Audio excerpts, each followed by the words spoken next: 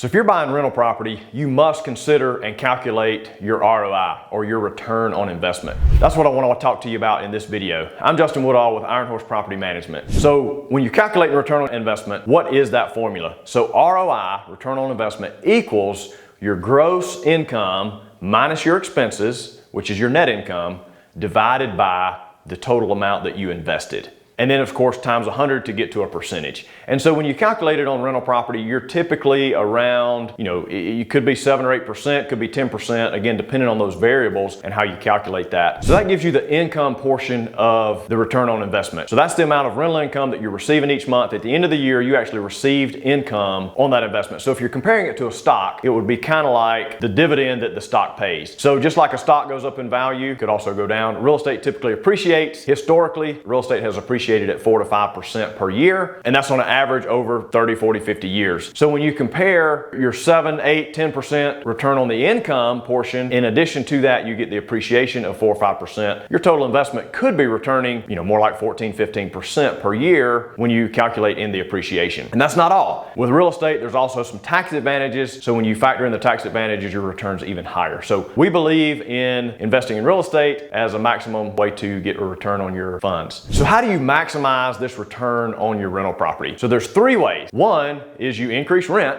which would increase the total income. Or number 2, you can decrease your expenses. Or number 3, you can change the amount of your investment. And what I mean by that is either you buy it at a better price, which equals a better return, or sometimes you can use leverage, put down a smaller down payment, take out a mortgage with a bank, and sometimes that can increase your ROI. Of course, in that situation, you now have a mortgage payment to make, which increases your expenses. So you just have to do the math, factor it in, calculate it, and see what makes the most sense for you in your particular situation, and how do you maximize that ROI. And that's something that an expert property manager, expert real estate agent should be able to help you with.